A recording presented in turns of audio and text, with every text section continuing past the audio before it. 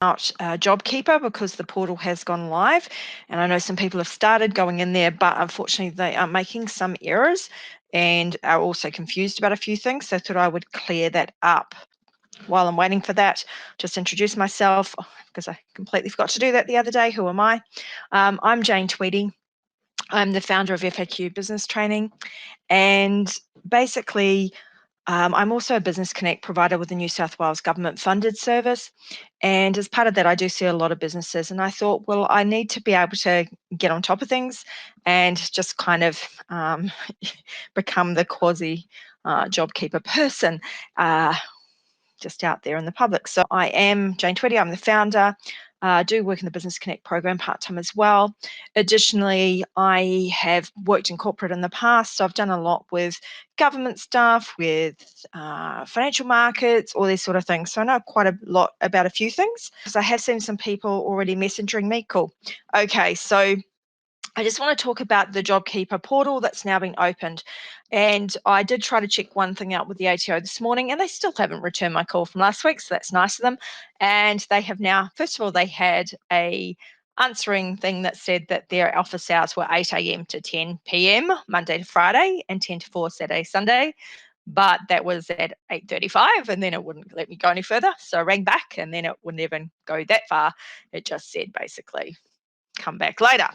Don't even bother calling the ATO at the moment. They're not going to answer. You can call them up tonight, maybe later at night, and I certainly will try to do that. Okay, so you may have noticed that the business portal has now opened for the JobKeeper application process for employers, which includes sole traders, which is cool. But there are a few things I just want to let you know to make sure that you don't get caught out. So the first one is if you are actually going through the application process, this particular screen here, I'll just make sure that flips on into my version. Basically, it talks about, first of all, it'll ask you when you go into it, you go into the business portal. If you don't already have MyGov ID set up, you may need to do that. But otherwise, hopefully, it should be a relatively straightforward process. Go through MyGov ID, which is a new service that replaces the archaic one of AusKey that was there before. And I know some people have had trouble with it because it connects with your phone. And some people's phones, older phones, do not connect with the service. So we'll warn you of that, unfortunately. So the number of JobKeepers eligible to be paid during April. When you get to this question, can you just please note that you do not fill that in if you are a sole trader or you are a business participant. So if you're a sole trader, you have no employees that have had wages and salary sacrifice and things. You don't have any. So you should actually be answering 0 then. It will then ask you about the business participant. When it does ask you about business participant, it puts it in, in addition to eligible employees, it's open to one eligible business participant. Are you intending to enroll an eligible business participant? Yes.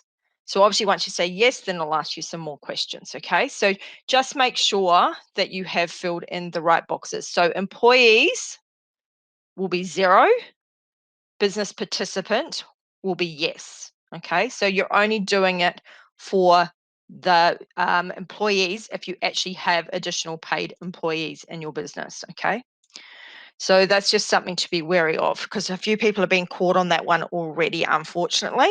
So do not put employees if you do not have employees. Yeah, so I think, that's why I thought I'd mention it. Vaidahi, I hope I got your name right. Yeah, that's why I thought I'd mention it because I know a few people have done this already. So employees will be 0. Business participants is where you put in your business participant stuff. So in a case where you have 2 employees plus a business participant, it would be 2 in the employee boxes plus business participant down the bottom. Okay, so that's just one thing. Also, just before I go into the other JobKeeper stuff, just to mention the boosting cash flows have already started hitting the BAS accounts. Okay, so the boosting cash flows is kind of happening in 2 parts. So people that have lodged their BAS already saw yesterday that there was a credit to their BAS account. So you might want to go in and have a look, and you might find a pleasant surprise that you find a credit in there. Now, what is happening? So say, for instance, your PAYG for the quarter of March was $2,000. You would actually you'd say, okay, normally you would pay $2,000, but in this case, don't pay it. Just put the $2,000 in as what you would be owing. Don't pay it yet. And then the ATO will actually put a credit in for the minimum $10,000. if you're eligible for it. So you'll have $2,000 come out, $10,000 go in, but then if you pay GST, say of $3,000, then you'd have $5,000 owing on that activity statement. So they will just wipe that off, and then there'll be $5,000 owing to you. Now, they're owing to you money. Now, this was what wasn't even meant to happen till the 28th of April. They've done it early. Now, I don't know if that means they're going to pay the payment refunds early or whether it's 14 days from the 28th of April. But just to let you know that's going on. I'm sorry, I do not know how to rectify the employee thing. I'm not sure if there's an edit function or not. Have a look into your where you did it and just see if there's an edit one. I'm going to talk about the GST thing in a second. So boosting cash flow, if you were eligible, has already been credited into your BAS account, but the physical payment of any refund in addition to clearing your BAS account liabilities won't come out for another 14 days at least, if not 14 days from the 28th of April, which I suspect is probably going to be more likely. So that was a nice surprise for people though yesterday. So JobKeeper, as I said, it is open. How do you access it? You go through the business portal. The business portal is accessible through, for the rest of us, it goes through MyGov ID. As I said, you may need to create MyGov ID. You will need certain forms of identification like a driver's license and potentially a passport to make it more secure. Be careful, when I scanned my passport, it somehow managed to turn April into June. No idea how it did that. So just be careful and make sure before you actually put it through that you have got the correct information. Okay, so really important. So, because if you lodge it wrong, then obviously it can't match it up. It can't say my birthday's in June when it's in April. So it's not going to work. So be very careful to check details before you submit anything when you're doing your MyGov ID. You basically then will go into it. If you just look online how to find it, because it's a bit cumbersome, you basically then have to go into a different section to then connect to the business portal. Then the business portal will send you something. I did also find, I tried using the business portal on my phone and I found it was not great because some of the drop down boxes would not work. That was for using the super clearinghouse, but it wouldn't work properly. So you have to actually use a combination of laptop to do the actual entry, but the phone to do the code. It's quite cumbersome, but they'll get there in the end. Okay, so that's that. They are going to ask you when you do your JobKeeper business portal for a declaration. So you're not actually providing anything at this stage. They don't ask for any documentation. There's nothing to provide, something to provide your turnover. There's nothing to provide details of anything except for your declaration. So I'll just jump to the declaration. I'll just find that. Okay, so I'll switch to the declaration screen. Okay. So the declaration screen, there's a couple of things to note here, and this is already confusing some people, and I have mentioned some of this before. Note that you must have completed your 29 tax return or a GST activity statement since 1st of July 2018 to claim. Now, this is what this means here, and some people are confused by this. So they have had accessible income in 2018 to 2019 income year and provided notice to the Commissioner on or before the 12th of March. That means you have lodged your 2018-2019 tax return. I know they use big words, but unfortunately, they could just say, lodge your tax return. We would know what that means. Or made a supply 1st of July 2018 to 12th of March 2020 and provided notice to the Commissioner on or before 12th of March. So that means that you have lodged a GST activity statement. So if you are doing the annual registration, that would have meant that you've lodged your 2018-2019 activity statement, or you've lodged like a quarter, say for December, and then you will be eligible. So just bear that in mind. Also, the proving of, I saw a comment in one of the Kiwi groups yesterday about proving they were 444 visa holders or special category visa holders. You don't need to, you just need to sign this declaration. There is a comment here about the relevant individual not being an employee other than a casual employee of another entity. Now, this one has been confusing for some that are on contract. And honestly, it is still vague, the contract one. I'll tell you that now. Why do I say that?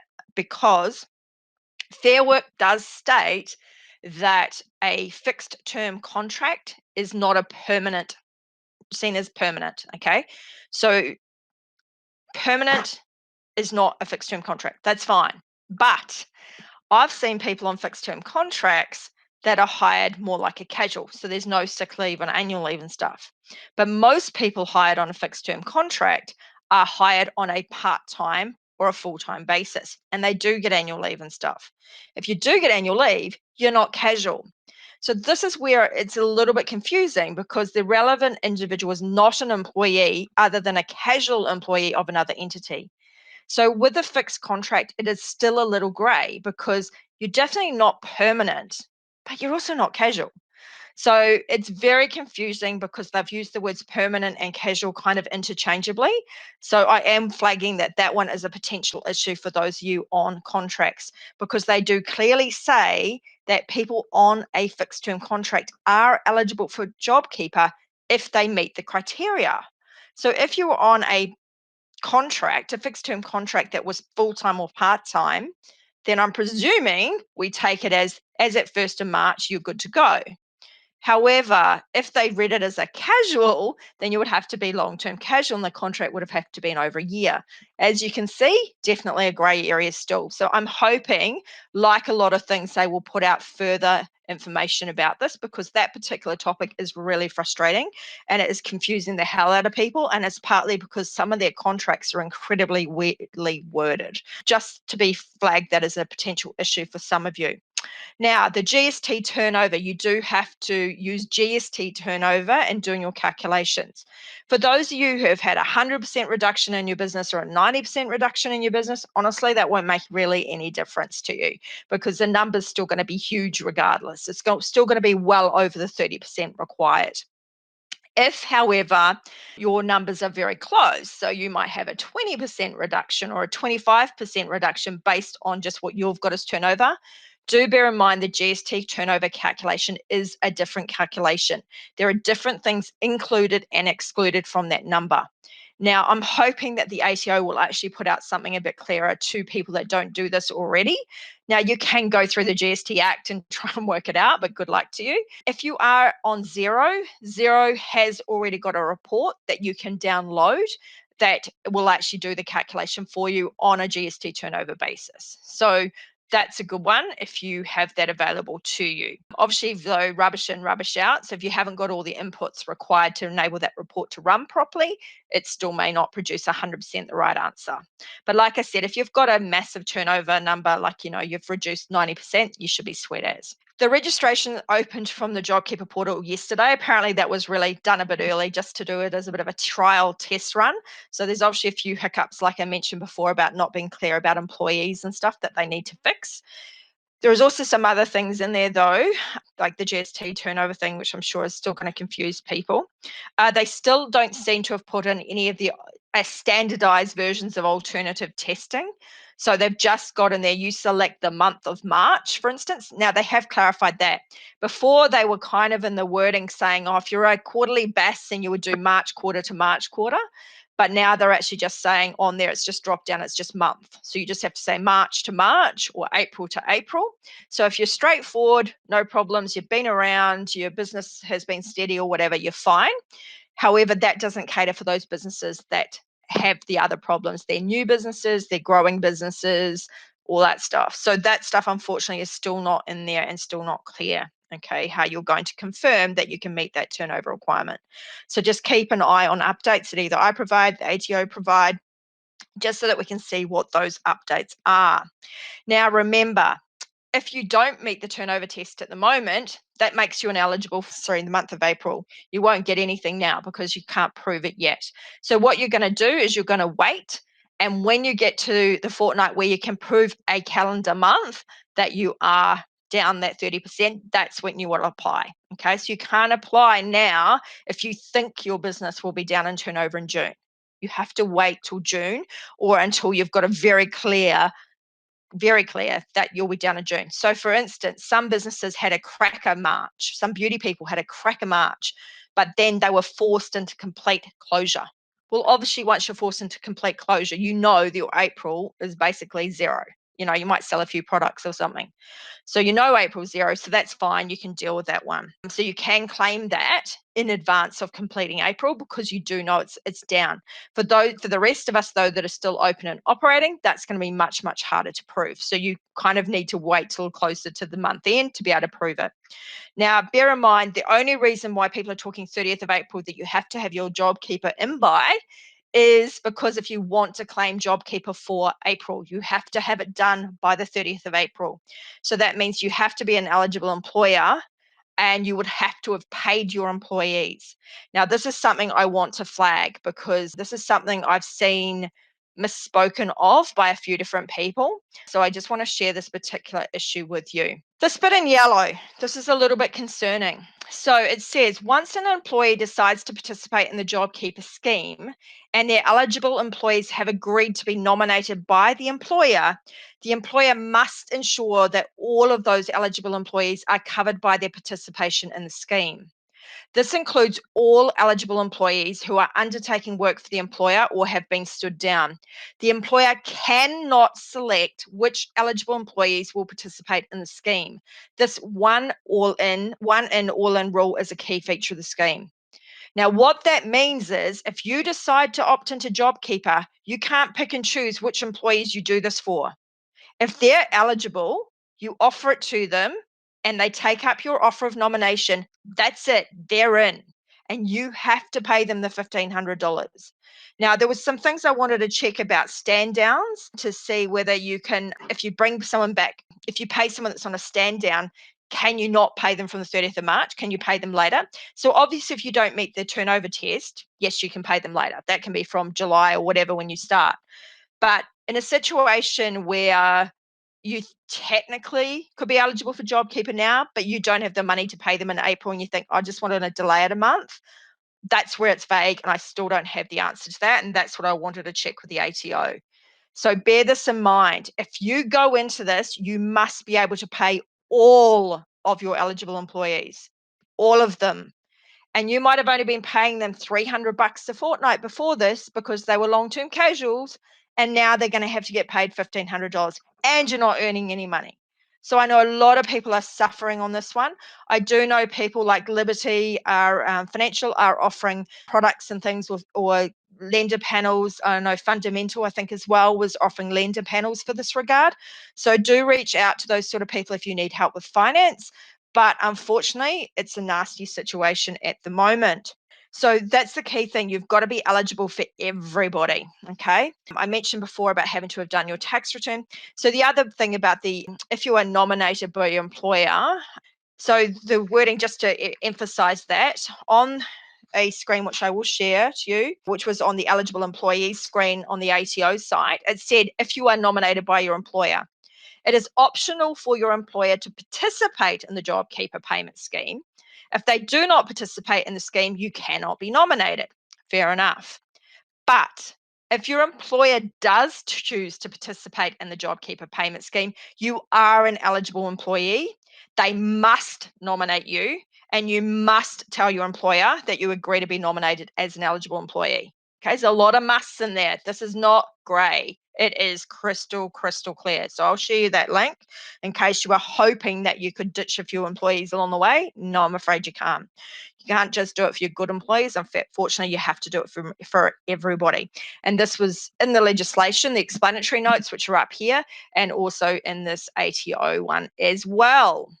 So not good news, unfortunately, for some of you that were hoping maybe to get away with a bit of a lower bill by just keeping your good stuff. Unfortunately, if they're eligible, you will have, and they agree to your nomination. Now, that's just something I want to mention too, is that if they accept your nomination, that's it. They cannot go to another JobKeeper provider at all. So if they had 2 long-term casual jobs and they accepted your nomination, and then partway through, for some reason, you change your mind and you opt out of it because the cash flow you can't manage, they cannot get JobKeeper from the other provider. They're out. So really make sure before you sign up for this that you are in and all in, and you're going to pay your employees the $1,500 a fortnight. Now, you do have leeway to the 30th of April to pay this money, but after that, that's it. you need to keep paying it every fortnight after that, or along with your normal pay cycle, in an amount of $1,500 a fortnight per employee. So bearing in mind that's $3,000 per employee for most months of the program, because most months have 2 fortnights in it, except for September, which actually has 3 fortnights ending in September, which means that that will be $4,500 for September. Okay, so you've got to work out where you're getting this money from, remembering you're always being paid in arrears. The last thing I wanted to mention was JobKeeper enabled work directions. And what that means is, just remember though that these employees are getting paid to be retained as employees. So you can, rather than have them stand down, you can ask them to do work. So Fair Work has had a change passed, which allows you to have JobKeeper enabled work directions. What does that mean? It means if you're eligible for JobKeeper, if that employee is eligible, you are allowed to have consultation with them, give them 3 days notice and say, I would like you to work from home, so change location.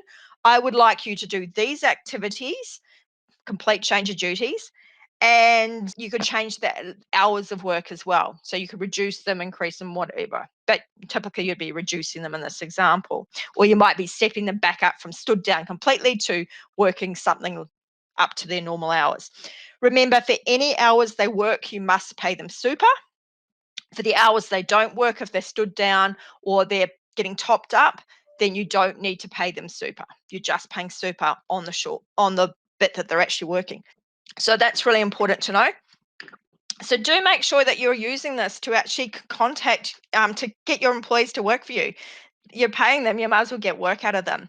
Now, I'm just going to share some information in here, hopefully in the notes, and hopefully this will work in the comments. I did not try this the other day, and we'll see if this works.